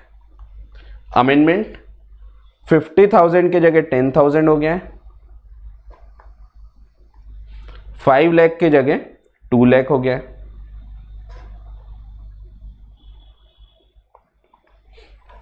ठीक है, simple. तो 2 लाख इन case of company and 50,000 in case of, ये भी है, officer, simple, ठीक है। सो 10,000 2 लाख से 2 लाख तक एंड 50,000 तक, ठीक है। हाँ, अब एक रूल आपने और पढ़ा था कि CS इन प्रैक्टिस जो है इसको सर्टिफाई करना पड़ता है। अगर एक CS in practice certifies annual return otherwise in conformity the requirement of this section और रूल्स, तो CS के ऊपर पेनल्टी थी 50,000 रुपए से लेके 5 लाख रुपए तक। ये पेनल्टी में भी कम किया गया है, यहाँ पे 2 लाख रुपए तक के पेनल्टी है। So punishable with a fine which shall not be less than 50,000 up to 5 lakh की जगह liable to 2 lakh, absolute 2 lakh की पेनल्टी सीधा सीधा CS के ऊपर, ठीक है। सो जो एनुअल रिटर्न सर्टिफाई करता है। हाँ, अब एनुअल रिटर्न जो है इसका MGT 7 जो है, ये आपको बताया था MGT 7 में बहुत सारी डिटेल भरना पड़ता है। सो मैंने पढ़ाते पढ़ाते आपको बताया था एनुअल रिटर्न का जो फॉर्म है वो MGT 7 होता है, बट बहुत ज़्यादा डीप में होता है, बहुत ज़्यादा डिटेल उसमें होती है। सो वो सब डिटेल हर कंपनी को फाइल करना पड़ता था। अब कुछ कंपनीज जो OPC स्मॉल कंपनी है उनको इतनी सारी डिटेल ज़बरदस्ती की भरना है। सो उनके केस में सीधा सीधा एक नया फॉर्म निकाल दिया है MGT 7A, जिसमें थोड़ा शॉर्ट में चीज़ें हैं। सो अब 2020-21 के बाद MGT 7A फॉर्म में इन लोग फाइलिंग करेंगे एनुअल रिटर्न्स की, ठीक है। बाकी के लोग MGT 7 में करेंगे, और जो कंपनी सेक्रेटरी प्रिस्क्राइब सर्टिफाई करता है MGT 8 था, सो वो तो ठीक है, बट MGT 7A एक नया रूल आपको, नया फॉर्म आपको देखने को मिलेगा, ठीक है। तो ये फॉर्म पे भी क्वेश्चन अब आ सकते हैं। किसको लगेगा? सिर्फ ओपीसी एंड स्मॉल कंपनी, ठीक है। बाकी के लोग एमजीटी 7 में डालेंगे, ओपीसी और स्मॉल कंपनी एमजीटी 7A में डालेंगे, ठीक है। प्रॉक्सीज, प्रॉक्सी में एक रूल था जो हमने देखा है कि प्रॉक्सी जो व्यक्ति होता है ये कोई भी व्यक्ति अपॉइंट कर सकता है, जैसे मैं कर सकता हूं, आप कर सकते हैं, आपके पास शेयर्स है तो आप प्रॉक्सी अपॉइंट कर सकते हैं, लेकिन कंपनी खुद नहीं बोल सकती इनको प्रॉक्सी अपॉइंट करो, कंपनी कभी नहीं बोल सकती है। तो ये बोलता है सबसेक्शन 5। अब यहां पे पेनल्टी जो है, पेनल्टी चेंज हुई। अगर कंपनी खुद बोल रही है कि इनको अपॉइंट करो, उनको अपॉइंट करो, तो इस पे पेनल्टी थी। सो वैसे ये बिल्कुल काम की नहीं थी, बट अब क्योंकि अमेंडमेंट है इसीलिए आपको अब ये ध्यान रखना पड़ेगा, ठीक है। इनफैक्ट कुछ बैचेस में, पुरानी बैचेस में तो मैं ये बोलता था कि इसको ध्यान मत दो, तो सबसेक्शन 5 जो है उसको हटा ही दो, काट दो। सो मैंने इवन काटने भी बोला हूँ कई क्लासेस में, लेकिन अब ध्यान रखो, अब क्योंकि ये बदला हुआ है तो इसीलिए अब आपको ध्यान रखना है, ठीक है। तो क्या बोलता है सबसेक्शन 5? सबसेक्शन 5 बोलता है कि कोई भी कंपनी खुद नहीं बोल सकती कि इनको प्रॉक्सी अपॉइंट कर सकते हैं। प्रॉक्सी फॉर्म भेज दिया और लिख दिया कि अगर आप नहीं आ सकते तो शर्मा जी को अपॉइंट कर लो, ऐसा नहीं बोल सकती कंपनी। मुझे पता है मैं किसको अपॉइंट करना चाहता हूँ, कंपनी को सजेस्ट करने की जरूरत नहीं है, ठीक है। अगर कंपनी ऐसा कुछ करेगी तो पेनल्टी देखते हैं। So if for the purpose of any meeting company किसी को प्रॉक्सी अपॉइंट करने बोल रही है कि इनको आप अपॉइंट कर सकते हैं, सजेशन दे रही हैं, सो ऐसे केसेस में कंपनी के ऊपर पेनल्टी थी। अब सीधा सीधा मैं डायरेक्टली आपको बता देता हूं जो नया प्रोविजन है। For the words who knowingly issues the invitation as aforesaid और विलफुली ऑथोराइजेस और permits their issue shall be punishable with a fine which may extend to 1 lakh rupees. इसके जगह जो भी व्यक्ति ये इनविटेशन वगैरह कर रहा है या बोल रहा है इनको अपॉइंट करो, उसको सीधा सीधा पेनल्टी लगेगी 50,000 रुपीज की। सो सिंपल, जो 1 लाख रुपीज की पेनल्टी थी 1 लाख रुपीज की जगह 50,000 बता दिया गया है, ठीक है। फिर पनिशेबल की जगह इन्होंने लायबल वर्ड कर दिया है। पनिशमेंट जो होती है वो थोड़ा हार्श वर्ड हो जाता है। पनिशमेंट जब हम बोलते हैं दैट मीन्स सीधा सीधा कुछ क्राइम किया है, कुछ गलत काम किया है। सो ऑफ कोर्स ये गलत काम भी है, बट उन्होंने पनिशेबल की जगह अब लायबल वर्ड डालने का एक और बात किया है। सो ये जो पनिशेबल है इसकी जगह लायबल, क्योंकि देखो अब यहाँ पे ये अमेंडमेंट का एक और रीज़न है, एक मेजर रीज़न ये है कि एक्चुअल में ये जो है ना प्रोविजो में अमेंडमेंट हुआ है। एक प्रोविजो था, ये प्रोविजो ये बोलता था कि कोई भी व्यक्ति लायबल नहीं होगा under this section by subsection by reason only of the issue to the member at his request in writing of a form of appointment naming the proxy or of a list of persons willing to act as proxies. यानी अगर खुद member मांग रहा है तो आप दे सकते हैं, ये बोला हुआ है। सो अगर मेंबर खुद मांग रहा है तो आप फिर पनिशेबल नहीं होंगे। सो पनिशेबल के जगह अब उन्होंने बोल दिया लायबल नहीं होंगे, यानी आपने गलत ही नहीं किया है। वहां पनिशेबल कब बोलते हैं हम? जब गलत किया है तो पनिशमेंट लग रही। तो यहां पे लायबल ही नहीं होंगे, पनिशमेंट की बात तो आती ही नहीं क्योंकि कुछ गलत ही नहीं किया है, ठीक है। सो ये है जब खुद व्यक्ति मांग रहा है तब आप दे सकते हैं। तो व्यक्ति खुद आ रहा है, बोल रहा है कि आप प्रॉक्सी बन सकते हैं क्या मेरे लिए, सो आप बोल सकते हैं कि ठीक है। सो आप खुद का फिर फॉर्म जो है आप एक्सेप्ट कर सकते हैं, आप प्रॉक्सी बन सकते हैं, ठीक है। सो ऐसा है। ये वाले पॉइंट्स में बहुत सारी क्लासेस में बोलता हूँ कि ध्यान मत रखो, लेकिन अभी ध्यान रखना पड़ेगा आपको। क्या बोलता है सबसेक्शन 5? पहली चीज कि कंपनी किसी को बोल नहीं सकती मेंबर को, या नोटिस भेज दिया, नोटिस के साथ प्रॉक्सी फॉर्म है उसमें लिख दिया कि आप चाहे तो शशांक सर को अपॉइंट कर सकते हैं, शर्मा जी को आप अपॉइंट कर सकते हैं एज प्रॉक्सी, ये नहीं बोल सकती। लेकिन हाँ, मेंबर खुद बोल रहा है, आके पूछ रहा है, तो फिर उसको सजेस्ट कर सकते हैं, ठीक है। सो ये बोलता है subsection 5 along with its proviso. फिर एक ये रेजोल्यूशंस टू बी फाइल्ड वाला था, ये भी कोई खास काम का नहीं है। वैसे आप एक सेक्शन 117 पढ़ते हैं जिसमें बताया कि आपको कोई ना कोई रेजोल्यूशंस जो है वो फाइलिंग करने पड़ते हैं, कुछ रेजोल्यूशंस की फाइलिंग होती है, कुछ आपको जानकारी देनी पड़ती है, तो उसके बारे में है कि रेजोल्यूशंस एग्रीमेंट्स ये आपको फाइल करना पड़ता है। अब यहाँ पे भी अगेन एक चेंज है और पेनल्टी में चेंज है। पेनल्टी ये थी कि अगर कोई भी company fails to file the resolution or agreement under subsection 1, before the expiry of the period specified therein, so company shall be liable to a penalty of 1 lakh rupees and continuing failure है तो 500 rupees for each day, subject to maximum of 25 lakh rupees. साथ में officer के ऊपर penalty थी, including the liquidator, penalty of 50,000 rupees, continuing failure further penalty of 500 rupees, subject to maximum of 5 lakh. Changes हो गए हैं। अब बताया गया है अगर कंपनी नहीं फाइल करती है कोई resolutions before the time fixed, penalty हो गई 10,000 रुपीज, सीधा सीधा 10,000, ठीक है, 1 लाख की जगह 10,000। कंटिन्यूइंग फेलियर है, penalty of 100 rupees for each day, subject to maximum 2 lakh. याद रखना पड़ेगा आपको। सो वैसे मैं मना करता हूं, बट अब नए चीज़ें हैं तो आपको याद रखना पड़ेगा कि अगर नहीं फाइल हुआ तो क्या होगा, ठीक है। एंड ऑफिसर के ऊपर पेनल्टी है including the official liquidator 10,000 rupees again, और कंटिन्यूइंग फेलियर में 100 रुपीज, सब्जेक्ट टू मैक्सिमम 50,000। सो अब इसमें ये तो कॉमन है 10,000 और 100 रुपीज पर डे, पर मैक्सिमम पेनल्टी में यहाँ 2 लाख हो जाती है कंपनी को और ऑफिसर को 50,000। तो इनको शॉर्ट में लिख के रख लिया ना तो आसान हो जाता है। तो शॉर्ट में लिख लेना, कंपनी के लिए पेनल्टी कितनी है, तो कंपनी के लिए मिनिमम 10,000 है, कंटिन्यूइंग फेलियर है तो 100 रुपीज़ पर डे हो जाएगा, and subject to maximum of 2 lakh rupees. और ऑफिसर के लिए ये सेम है 10,000, ये सेम है, यहाँ 2 लाख की जगह 50,000। ऐसा लिख लिए ना तो आखिरी टाइम पे आपको याद रखना बहुत आसान हो जाता है, ठीक है। सो आपको आखिरी टाइम पे पढ़ के तो जाना पड़ेगा, ये अभी कितना भी पढ़ लो ये आखिरी टाइम पे आपको पढ़ना ही पड़ेगा, और ये अब याद रखना पड़ेगा क्योंकि अमेंडमेंट्स हैं तो चांसेस हैं आपको इस पे क्वेश्चन आए।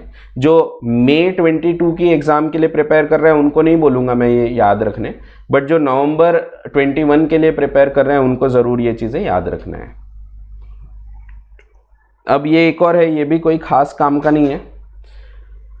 सेक्शन 117 में एक जी क्लॉज है, 3 सबसेक्शन में जी क्लॉज है, resolution passed in persons of section 179(3), ये आपको फाइल करना पड़ता था। सो इसमें प्रोविजो था कि provided that no person shall be entitled under section 399 to inspect or obtain copies of such resolution, provided further ये क्लॉज नहीं लगता था बैंकिंग कंपनीज को जो in respect of resolution to grant loans or give guarantee, ठीक है। तो उनको ये नहीं लगता था जो ऑर्डिनरी कोर्स ऑफ बिजनेस में बैंकिंग कंपनी का काम कर रहे हैं। अब यहाँ पे चेंजेस ये है, फॉर द सेकेंड प्रोविजो, ये जो प्रोविजो था बैंकिंग कंपनी को नहीं लगता, इसकी जगह पे एक पॉइंट है, ये वैसे काम का नहीं है, ये आप एग्जाम में नहीं भी पढ़ेंगे तो चलेगा। So provided further that nothing contain in this clause shall apply in respect of resolution passed to grant loans or give guarantee or provide security in respect of loans under clause F of subsection 3 of section 179 in ordinary course of business by banking company। अभी सिर्फ banking company लिखा था, अब इन्होंने जोड़ दिया any clause of NBFCs registered as per RBI Act and any class of housing finance companies। यानी in simple terms ये जो फाइलिंग नहीं करना पड़ता था सिर्फ बैंकिंग कंपनी को बोला था, अब बैंकिंग कंपनी के साथ एनबीएफसीज को जोड़ दिया और हाउसिंग फाइनेंस कंपनीज को जोड़ दिया। सो सिंपल से पॉइंट है, ये भी वैसे याद रखने की ज़रूरत नहीं है, ठीक है। तो पहली बात तो ये कि आपको 179 ही नहीं है, सो 179 के जो रेजोल्यूशंस पास करना है वो पढ़ने की वैसे भी ज़रूरत नहीं है, ठीक है। डिविडेंड वाले इसमें थोड़े से अमेंडमेंट्स। डिविडेंड में क्या है, डिविडेंड में अगर कोई कंपनी डिविडेंड नहीं पे करती है तो उसके ऊपर पेनल्टी लगती थी, अनपेड डिविडेंड अकाउंट में उसको पैसा जमा करना पड़ता था। सो उसमें एक पेनल्टी है, वो पेनल्टी में चेंजेस दिखेंगे। पेनल्टी क्या थी, अगर company fails to comply with the requirements of this section 124, the company shall be punishable with a fine which shall not be less than 5 lakh rupees but which may extend to 25 lakh rupees, and every officer punishable with a fine which shall not be less than 1 lakh rupees and up to 5 lakh rupees। इसमें changes दिखेंगे आपको। अगर company again come की है fine, यहाँ directly penalty of 1 lakh rupees कर दिया है, ठीक है। सो हाँ, so company shall be liable to penalty of 1 lakh rupees और कंटिन्यूइंग फेलियर है तो 500 rupees for each day, subject to maximum of 10 lakh rupees. ठीक है, तो मैक्सिमम पेनल्टी भी कम किया है। एंड ऑफिसर इन डिफॉल्ट 25,000 रुपये, continuing failure 100 per day, subject to maximum of 2 lakh rupees. ठीक है, कम किया है penalty. Account of company, accounts of company में जो अमेंडमेंट्स है इसमें भी सिंपल से पॉइंट है, जो मेन पनिशमेंट के पॉइंट्स थे उसमें आपको चेंजेस दिखेंगे। पहला, section 128 books of accounts to be kept by company, इसमें एक पेनल्टी आती है कि अगर कंपनी जो है वो fails to take reasonable step to secure compliance, जो बुक्स वगैरह मेंटेन करना है उससे रिलेटेड प्रॉपर कंप्लायंस नहीं करते हैं, तो they shall in respect of each offence be punishable with imprisonment which may extend for a term of 1 year. So ये इम्प्रिजनमेंट आपको हटता हुआ दिखेगा, तो इम्प्रिजनमेंट नहीं लगेगा। ठीक है, और विथ बोथ वाला ये पॉइंट हट जाएगा, सीधा सीधा इम्प्रिजनमेंट हटाया है 128 में से। 134 बोर्ड रिपोर्ट, इसमें भी पेनल्टीज जो है, पेनल्टीज में चेंजेस है। कंपनी के ऊपर फाइन लगती थी 50,000 से 25 लाख रुपए तक, एंड एवरी ऑफिसर पे इम्प्रिजनमेंट लगता था, तो इम्प्रिजनमेंट हट गया, तो वही दिया है। अगर कंपनी डिफॉल्ट करती है तो company shall be liable to a penalty of 3 lakh rupees, सीधा सीधा, and every officer shall be liable for 50,000 rupees. ठीक है, तो ये इम्प्रिजनमेंट वगैरह पूरा हट गया। ठीक है, फिर 137 copy of financial statements to be filed with ROC. 137 में भी पेनल्टी में चेंजेस हैं, सब एकदम ही बकवास वाले चेंजेस है, बट आपको याद रखना पड़ेगा। ठीक है, इनफैक्ट मुझे क्लास की ज़रूरत भी नहीं थी, आप अगर सिर्फ मैंने ये तो शेयर कर ही दिया हूँ आप लोगों के साथ, आप सिर्फ ये पढ़ भी लेते तो आपको समझ गया होता, बट फिर भी एक क्लास ज़रूरी थी, क्योंकि कुछ बच्चे होते हैं जिन लोग को लगता है कि नहीं सर क्लास नहीं हुई, तो इसीलिए ये क्लास में ले रहा हूँ इसके लिए। नहीं तो अल्टीमेटली मुझे सिर्फ आपको थोड़ा बहुत बताना था CSR के बारे में, बाकी आप ये सिर्फ अगर पढ़ लेते हैं तो दैट इज सफिशिएंट। सो अगला point, copy of financial statements to be filed with ROC, section number 137, इसमें भी पेनल्टी। सो पेनल्टी लगती थी 1,000 रुपये for each day, maximum of 10 lakh rupees on company, और जो MD वगैरह है उनके ऊपर भी पेनल्टी लगती थी। सो डायरेक्टली मैं पेनल्टी पे आता हूँ, लायबल टू 1 लाख रुपीज़, और कंटिन्यूइंग फेलियर में 100 rupees for each day, subject to 5 lakh rupees. इसमें पहली चीज़, for the words 1,000 rupees for each day, तो ये जो 1,000 रुपीज़ है इसकी जगह आ गया है the word 10,000 rupees in case of continuing failure, तो यहाँ सिर्फ 10,000 कर दिया, और 100 रुपीज़ पर डे। ठीक है, subject to a maximum of 2 lakh rupees, ये 2 लाख, ये फर्स्ट चेंज। दूसरा, for the words 1 lakh rupees 10,000 rupees आपको सब्स्टिट्यूट कर देना है, एंड तीसरा 5 लाख रुपीज़ की जगह 50,000, सीधा सीधा पेनल्टी कम की है। ठीक है, फिर पीरियोडिक फाइनेंशियल रिजल्ट्स। अब ऐसा है, आपको पता है कि कुछ कंपनीज जो लिस्टेड होती हैं इन लोग को पीरियोडिक फाइनेंशियल स्टेटमेंट्स वगैरह फाइल करना पड़ता है, पूरा बनाना पड़ता है, बट ये किसको लगता था, कुछ जो लिस्टेड कंपनीज हैं उनको। ये सेबी में बताया गया था, सेबी की गाइडलाइंस के हिसाब से होता था, आपको ये सब चीज़ें बताना था, डिस्क्लोजर करना था, बट अल्टीमेटली कंपनीज एक्ट में ऐसा नहीं लिखा था कि आप अगर लिस्टेड हैं तो आपको ये करना है वो करना है। सो कंपनीज एक्ट में भी बिल्कुल वैसा का वैसा पॉइंट डाला गया है कि कुछ कंपनीज को यहाँ बोल दिया है कि आपको एज पर कंपनीज एक्ट जो फाइनेंशियल स्टेटमेंट है वो पीरियोडिकली बनाना है। ठीक है, ये चीज़ ऑलरेडी है लिस्टेड कंपनी के लिए, क्योंकि सेबी के रूल्स के हिसाब से बताया गया है, बट अब यहाँ हमको कंपनीज एक्ट में भी चीज़ डाल दी गई है सेम टू सेम वैसा का वैसा। सो सेंट्रल गवर्नमेंट कुछ classes of companies, even unlisted companies को, क्योंकि लिस्टेड तो करती है, तो इवन अनलिस्टेड कंपनीज को भी बता सकती है to prepare financial results of the company on periodic basis.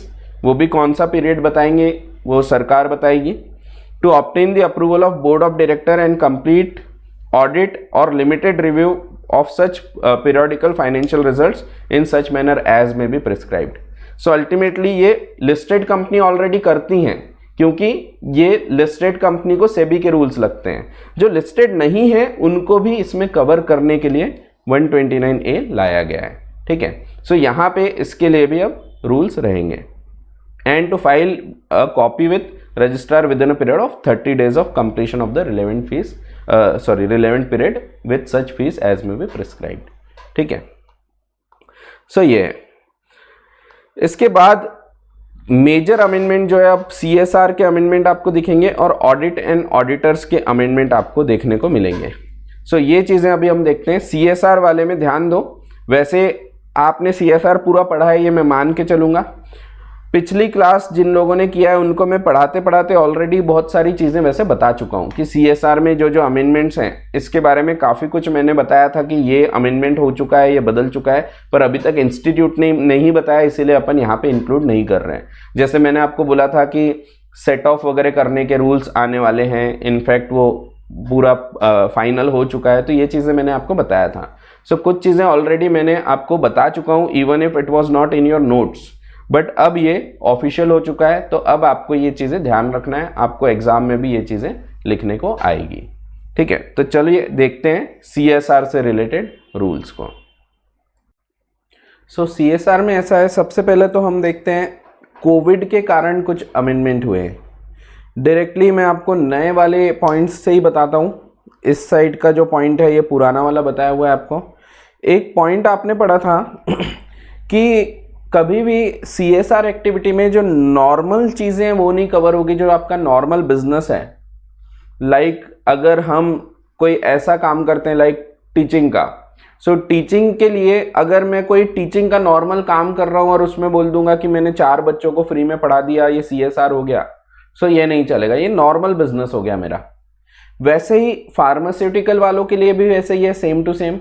वो लोग दवाइयाँ बनाते हैं, दवाइयाँ बनाएं और बोल रहे हैं कि हमने तो अच्छा काम किए हैं, सो हमने तो ये जनता के लिए किए हैं, सोसाइटी के लिए किए हैं. सो ऐसा नहीं चला होता, लेकिन कोविड के कारण कुछ पॉइंट्स यहाँ पे लाए गए हैं. एक अगर फार्मास्यूटिकल कंपनी है जो कि रिसर्च एंड डेवलपमेंट करती है, वो अगर वैक्सीन बनाती है नए प्रकार का, ये कोविड के लिए खास तौर पे लाया गया है, सो इसको हम नॉर्मल बिजनेस में नहीं कवर करेंगे. जनरल रूल क्या है, जो आप नॉर्मल कोर्स ऑफ बिजनेस के लिए करते हैं काम, वो काम CSR में कवर नहीं होते.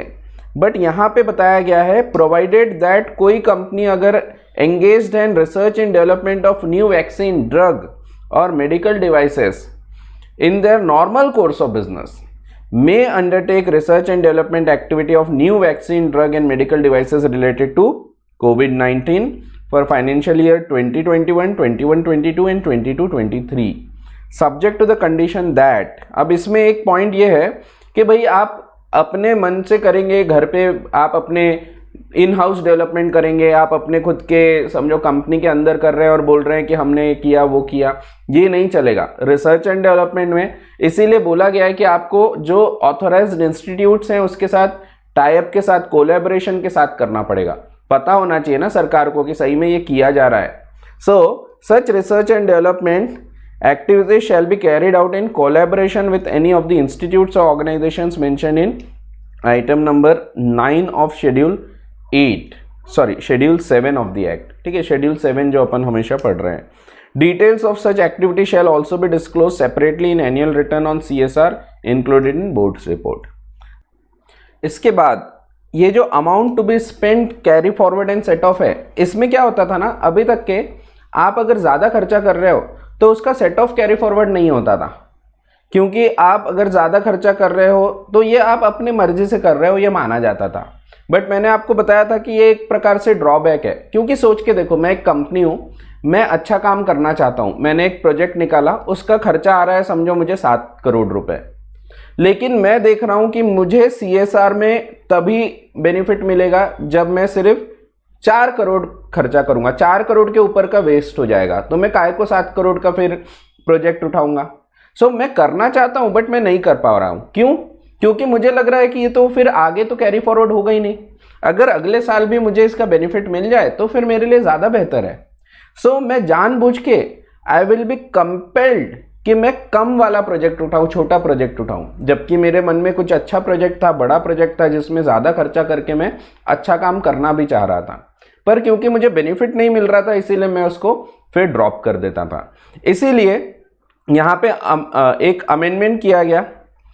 पहली चीज़ तो ये कि 2% तो करना ही है, ये तो दिक्कत नहीं है, इसमें कोई प्रॉब्लम नहीं।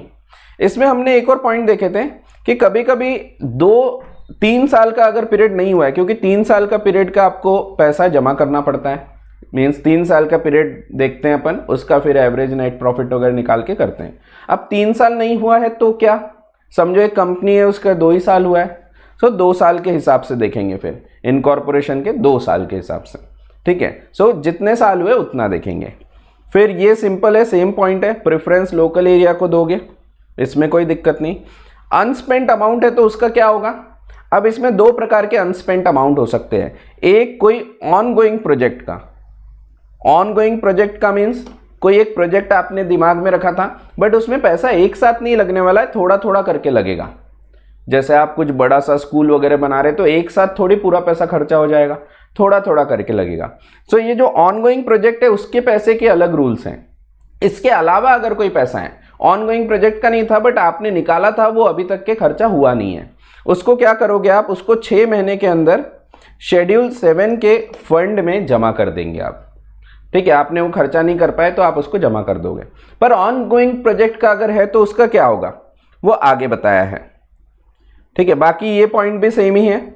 अगर आपने ज़्यादा खर्चा किया है, एक्सेस अमाउंट है, तो ये आगे आप सेट ऑफ कर सकते हैं, आगे ले जा सकते हैं। कितने साल, तो एज में बी प्रिस्क्राइब्ड। कैसे, एज में बी प्रिस्क्राइब्ड, ठीक है। तो रूल्स में देखना पड़ेगा। नेट प्रॉफिट कैसे कैलकुलेट होगा ये ऑलरेडी पता है आपको, 198 के हिसाब से। 198 आपको नहीं है कोर्स में। फिर अगर ऑनगोइंग प्रोजेक्ट का है तो क्या होगा। ऑनगोइंग प्रोजेक्ट एक बड़ा सा प्रोजेक्ट आपने लिया था, उसमें थोड़ा थोड़ा पैसा लग रहा है। अब वो भी पैसा अगर फंड में डाल देंगे तो फिर आप यूज कैसे करोगे, प्रोजेक्ट तो आधा ही कंप्लीट हुआ है। सो इसीलिए उसके लिए ये रूल नहीं है। उसके लिए बोला है कि जो ऑनगोइंग प्रोजेक्ट है उसका पैसा आप ट्रांसफर कर दो within 30 to a special account. उस अकाउंट का नाम रहेगा अनस्पेंट CSR अकाउंट, और इसको आप यूज करोगे with in next 3 financial year. 3 साल में तो भी वो प्रोजेक्ट को कंप्लीट कर लो, और अगर नहीं होता है उसमें भी कंप्लीट तो फिर ये शेड्यूल 7 के फंड में 30 डेज के अंदर, फिर आप 3 साल के बाद 30 डेज के अंदर डाल दोगे, ठीक है। ये भी कुछ लोगों को पता है क्योंकि हमने क्लास में देखा है, पर कुछ जो पहले की क्लासेस लिए हैं जिन्होंने, या जो पहले किए हैं क्लासेस, उन लोगों ने ये पॉइंट भी नहीं पढ़ा होगा। सो इसीलिए मैंने दोनों के हिसाब से एक कवर किया हूं, ठीक है। फिर CSR एक्सपेंडिचर कितना होगा, क्या होगा, ये ऑलरेडी आपको पता है। एडमिनिस्ट्रेटिव ओवरहेड्स 5% से ज़्यादा नहीं जाएंगे, ये सब आपने देखे थे, इसमें भी कुछ नया नहीं है, रूल्स ही है बट ये नया नहीं है। हाँ, surplus arising out of fund, अगर आपने कोई पैसा कमाया है, जैसे आपने CSR के लिए अलग फंड बनाया था, अब वो फंड को आपने कहीं पे जमा करके रखा है, उस पर कुछ ब्याज वगैरह आ रहा है, सो वो ब्याज भी अगेन यूज हो जाना चाहिए इसी पर्टिकुलर प्रोजेक्ट के लिए। जो प्रोजेक्ट है प्रोजेक्ट में यूज होना चाहिए, CSR में यूज होना चाहिए। फिर अब आ रहा है point, when a company spends an amount in excess of the requirement, अगर वो ज्यादा खर्चा करती है तो क्या होगा, तो such excess amount may be set off against the requirement to spend under subsection 5 up to immediately succeeding 3 financial years. लेकिन इसके कुछ कंडीशंस हैं, इंपॉर्टेंट, ध्यान रखो, क्वेश्चन आने की बहुत ज्यादा संभावना। The excess amount available for set off shall not include surplus out of CSR activities if any in pursuance of sub rule 2 of this rule। कुछ बेनिफिट आएगा तो वो आपको अलग से खर्चा करना है, ठीक है। सो वो सेट ऑफ वाले में नहीं कवर होगा। दैट मीन्स अगर आपको कोई प्रॉफिट हो रहा है तो वो भी खर्चा करना ही है। वो आप ये नहीं बोलोगे कि ये सेट ऑफ हो गया। जैसे समझो आपने 2 करोड़ रुपए अलग निकाल के रखा था, जो आपका एक्स्ट्रा खर्चा हो गया था, समझो उसमें कुछ इनकम भी हो सकती है। समझो आपने कुछ खर्चा किए बट उसमें थोड़ी इनकम वगैरह भी आई। अब वो जो इनकम आई, समझो इसमें आपने 10 लाख रुपए की इनकम कमा ली, तो ये जो सरप्लस है क्या ये सरप्लस भी आप सेट ऑफ करोगे क्या? सो नहीं, ये तो आपका एडिशनल इनकम है, ये आप एक्चुअल में अब खर्चा करोगे, बट ये सरप्लस को आपको सेट ऑफ नहीं करना है, ठीक है। सो ये सरप्लस जो है ये आपकी अलग इनकम है, इसको अलग से खर्चा करना पड़ेगा, जो ऊपर बोला है कि आपको खर्चा करना पड़ेगा, ठीक है। फिर the board of the company shall pass a resolution to that effect, simple है। CSR amount may be spend by the company for creation or acquisition of the capital asset, ये भी देखा था हमने, और ये भी आपको पता है कि वो registered public trust, society, section 8 company के हिसाब से होना चाहिए, ये सब आपने देखा है, इसमें कुछ नया नहीं है। फिर कोई कैपिटल एसेट जो पहले क्रिएट हो गया है prior to the commencement of these rules shall within a period of 180 days from such commencement comply with the requirement of this rule, which may be extended by a further period of not more than 90 days, ठीक है। तो ये rules के हिसाब से ही आपको पूरा बनाना है। पेनल्टी के न्यू प्रोविजंस दिखेंगे आपको कुछ। अगर कंपनी डिफॉल्ट करती है ऑफ सबसेक्शन 5 और 6, यानी वो अमाउंट प्रॉपरली स्पेंड नहीं करती है, तो company shall be liable to penalty of twice the amount to be transferred by the company to the fund, ठीक है, यानी 2 टाइम्स की पेनल्टी लग जाएगी, ठीक है।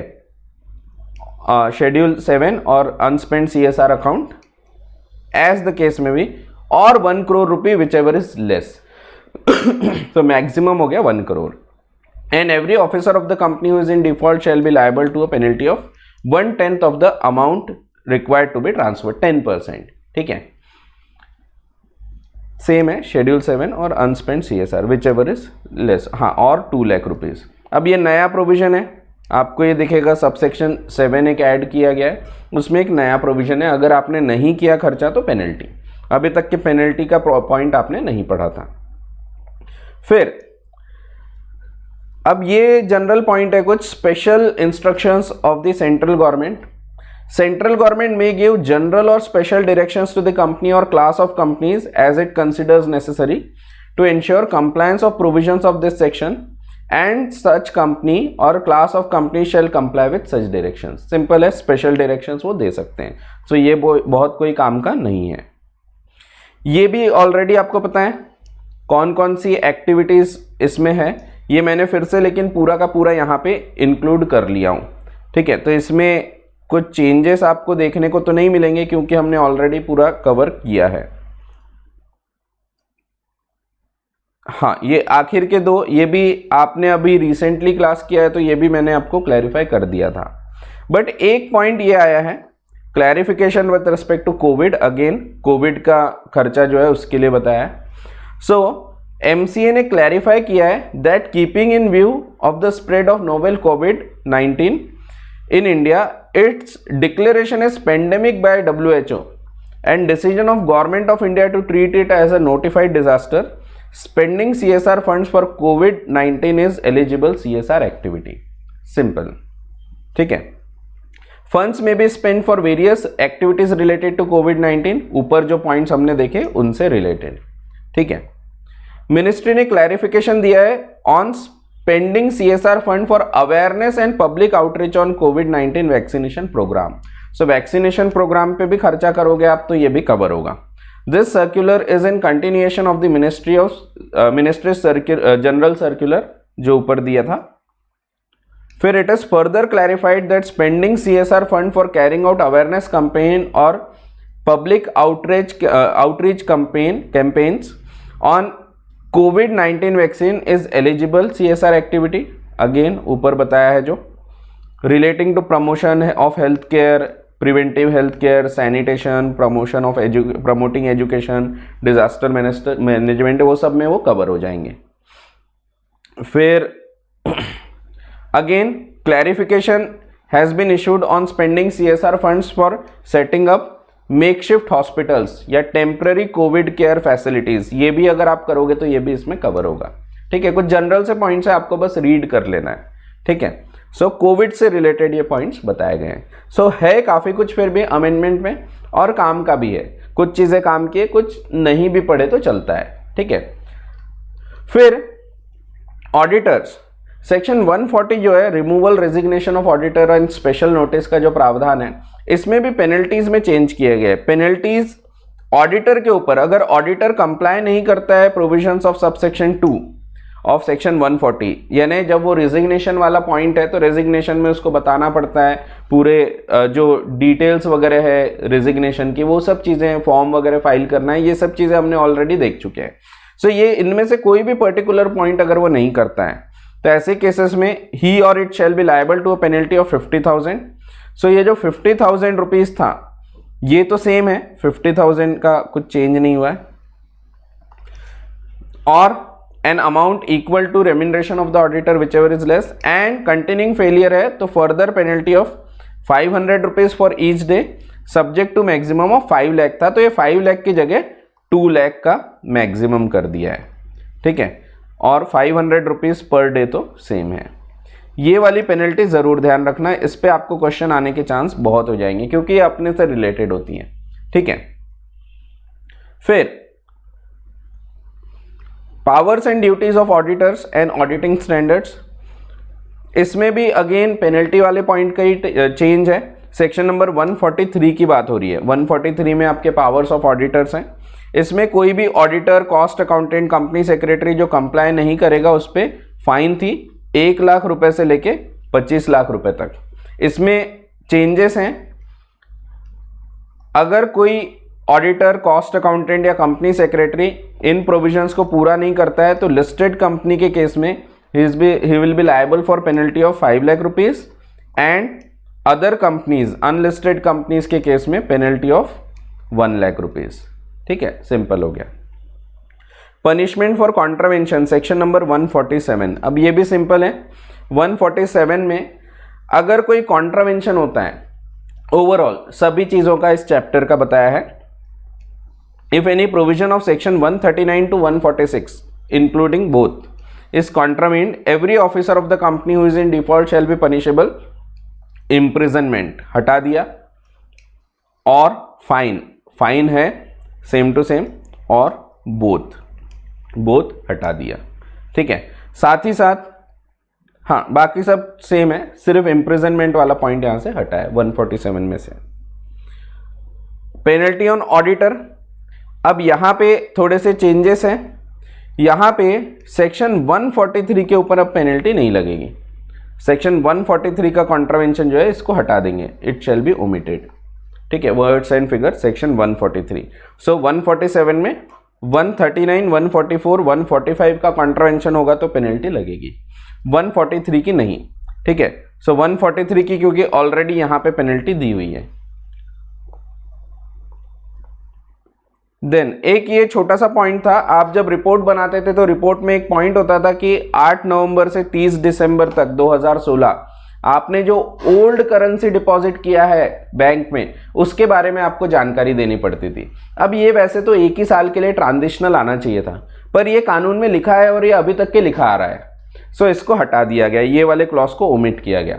ये ओमिट तो किया और इसके जगह नए क्लॉजेस भी आए हैं। सो एक चीज़ हटाई गई है कि ये जो बैंक नोट्स वगैरह जो आपने जमा किए थे, ये नोटबंदी वाले, जो आपको याद होगा मोदी जी आए थे, मोदी जी ने बोले थे भाई और बहनों आज रात 12 बजे से 500 और 1000 के नोट लीगल टेंडर नहीं रहेंगे। तो ये जो बोला गया था, ये लिखना था, आपको जमा करना था पैसे, पुराने नोट, तो उसके बारे में बताया हुआ है, ठीक है। तो ये अब हटा दिया गया, बट साथ ही साथ ये हटाया, इसके बदले कुछ नए क्लॉजेस दिखेंगे आपको। एक, whether the management has represented that to the best of its knowledge and belief other than disclosed in the notes to the accounts, no funds have been advanced or loaned or invested either from borrowed funds or share premium या कोई और source से by company to any person including foreign entities with the understanding whether recorded in writing or otherwise, लिखा नहीं भी है तो भी, that intermediary shall whether directly or indirectly lend or invest in other person or entities identified in any manner whatsoever by or on behalf of the company ultimate beneficiary or provide any guarantee, security or the like on behalf of the ultimate beneficiary। यानी in simple terms जो पैसा वगैरह देती है company, कई बार क्या होता है एक कंपनी से पैसा दिया है किसी एक दूसरी कंपनी को और वो कंपनी अल्टीमेटली यूज़ कर रही है किसी और व्यक्ति के लिए। सो आपने लोन तो कंपनी को दिया बताया, लेकिन वो यूज़ कोई और कर रहा है, या ऐसे ही किसी व्यक्ति को दिया बताया और वो यूज़ कर रही है कोई दूसरी कंपनी। तो ऐसे केसेस में क्या होता था, घुमाया जाता था पैसा एक कंपनी से दूसरे में, दूसरे से तीसरे में। सो ये पैसा घुमाने का काम करते हैं लोग। तो अल्टीमेटली ये चीज़ के बारे में एक पॉइंट आपको लिखना पड़ेगा। तो मैनेजमेंट ने रिप्रेजेंट करना चाहिए कि उनको उनकी जानकारी में ऐसा कोई डिस्क्लोजर, ऐसी कोई चीज़ नहीं आई है कि जिसमें पैसा हमने दिया किसी और को है लोन के रूप में और वो यूज़ किसी और के लिए हो रहा है। सो ये पॉइंट इनको बताना पड़ेगा, ठीक है।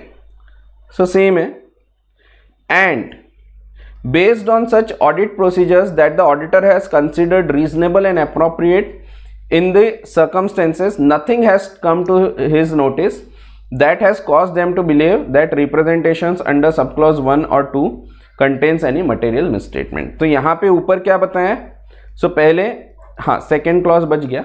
फर्स्ट क्लॉज में बताया कि मैनेजमेंट को ये चीज़ बताना है कि उनकी जानकारी में ऐसा कुछ नहीं हो रहा कि हमने इसको पैसा दिया और वो किसी और को बेनिफिट मिल रहा है। फिर whether management has represented that to the best of its knowledge or belief other than disclosed in the notes to the accounts no funds have been received by the company। अब ये receive होने वाला है। सो एक दिया हुआ, दूसरा दूसरी कंपनी ने अगर हमको लोन दिया बट वो हम किसी और के बेनिफिट के लिए यूज़ कर रहे हैं, ये चीज़ भी बताना है, ठीक है। सो दोनों अपोजिट है। सो ये पॉइंट भी आपको बताना है कि एक कंपनी है, उसने आपको लोन दिया आपकी कंपनी को और आपकी कंपनी वो किसी और के बेनिफिट के लिए यूज़ कर रही है। सो ये चीज़ भी आपको बताना पड़ेगा, ठीक है। तो ये मेन है, पैसा जो घुमाया जाता है एक कंपनी से दूसरी कंपनी में, इसके लिए ये प्रोविजंस लाए गए। फिर based on the audit procedure, auditor को ये जो 1 और 2 है इसमें कुछ मटेरियल मिसस्टेटमेंट नहीं मिला, गड़बड़ी नहीं मिली, तो डायरेक्टर से ये लिख के देंगे, बताएंगे। इसके अलावा ऑडिटर का भी काम है उसने चेक करना है कि पैसा घुमाया तो नहीं जा रहा है, कि बोल रहे इसको दिया बट अल्टीमेटली यूज कोई और कर रहा है। फिर ये एक पॉइंट ऐड हुआ है, ई पॉइंट, ठीक है। तो 3 क्लॉजेस ऐड हुए दिखेंगे आपको यहाँ पे। एक क्लॉज हटा है, डी वाला क्लॉज जिसमें बैंक नोट वाला पॉइंट था। दूसरा ई वाला क्लॉज आया है जिसमें आप इंटर कंपनी दूसरे को दे रहे हैं और वो फिर किसी और को बेनिफिट मिल रहा है, ऐसे वाले केसेस कवर किए। F point, whether the dividend declared or paid during the year by company is in compliance with 123 of the Companies Act, simple है। Whether the company in respect of financial year commencing on or after 1/4/22 has used such accounting software for maintaining its books of accounts which has feature of audit trail। अब audit trail यहाँ पे compulsory हो गया है। Facility and the same has been operated throughout the year for all transactions recorded in the software, and the audit trail feature has not been tampered with, and the audit trail has been preserved by the company as per the statutory requirement for record retention। So simple। So ultimately audit trail compulsory है। आपका जो accounting software है, आप जो online accounting करो या जिस भी प्रकार से अकाउंटिंग कर रहे हो, उसमें अब ऑडिट ट्रेल जो है कंपलसरी है। सो 3 क्लॉजेस आए हैं, ये वाला इंपॉर्टेंट रहेगा। अगेन एक क्लॉज हटा है, बैंक नोट वाला 3 क्लॉज आए। पहला कौन सा, जिसमें हम किसी को पैसा दे रहे हैं और वो किसी और के बेनिफिट को जा रहा है, या फिर कोई हमको पैसा दे रहा है और वो किसी और के बेनिफिट को है, सिर्फ देखने को हमको मिला है लेकिन वो जा रहा किसी और को है, इनडायरेक्ट बेनिफिट है। सो वो चीज़, उसके बारे में डिस्क्लोजर, और ऑडिटर का भी काम है कि वो चेक करे प्रॉपर। दूसरी चीज़ डिविडेंड जो पे हुआ है बराबर 123 के हिसाब से। और तीसरी चीज़ 1/4/2022 के बाद से ऑडिट ट्रेल कंपलसरी है, ठीक है। सो ये भी आपको ध्यान रखना है। सो इतने ही अमेंडमेंट्स हैं, बहुत ज़्यादा आपको एकदम फिक्र करने की ज़रूरत नहीं है। कुछ कुछ बहुत इंपॉर्टेंट है ज़रूर, जैसे CSR वाले हो गए, ऑडिट एंड ऑडिटर्स वाले हो गए, इवन OPC वाले हो गए, ये सब चीज़ें आपको ध्यान ज़रूर रखना है। पेनल्टीज़ में बहुत ज़्यादा मुझे नहीं लगता फिर भी क्वेश्चन आएंगे, पर फिर भी नया है तो एक बार करना ज़रूर। एग्ज़ाम के पहले आप देख के जाना, वहाँ याद आती नहीं आती वो अलग चीज़ होती है, बट अल्टीमेटली आपका काम है कि आपने एग्ज़ाम के पहले एटलीस्ट ये नोट्स को देख के जाना है, ठीक है। So all the best exam के लिए।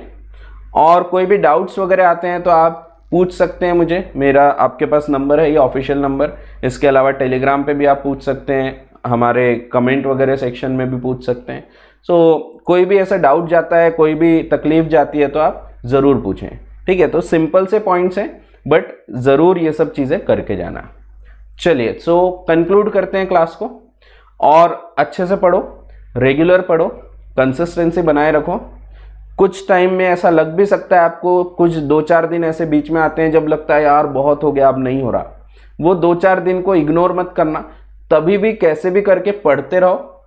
अगर वो 2-4 दिन मोटिवेशन कम भी होता है तो भी ट्राई करो, 2-4 दिन आएंगे और चले जाएंगे, और आप अगर ट्रैक पे रहते हैं तो बराबर चलते जाएंगे। लेकिन अगर आपने वो 2-4 दिन जब मोटिवेशन खत्म हो गया, यार बस यही ज़िंदगी है, अब पढ़ना नहीं हो रहा है, और आपने अगर छोड़ दिया तो वो गैप आ जाएगा बहुत बड़ा। छोड़ना नहीं, ऐसा दिन आएगा, हर एवरेज स्टूडेंट के मन में एक ऐसा सवाल आएगा, 4-5 दिन का आएगा, 10 दिन का आएगा कि यार अब नहीं हो रहा, नहीं पढ़ना होता अब मुझसे, बट वो 10 दिन निकाल लो, फिर से ट्रैक पे आ जाओगे। वो 10 दिन छोड़ना नहीं, ठीक है, पढ़ना ही है। आप बराबर टाइम टेबल बनाओ, शेड्यूल बनाओ, पढ़ो और आराम से आप क्लियर कर जाओगे। सो ठीक है, ऑल द बेस्ट, अच्छे से पढ़ो, कोई भी डाउट लगता है तो आप पूछ सकते हैं। चलिए, थैंक यू।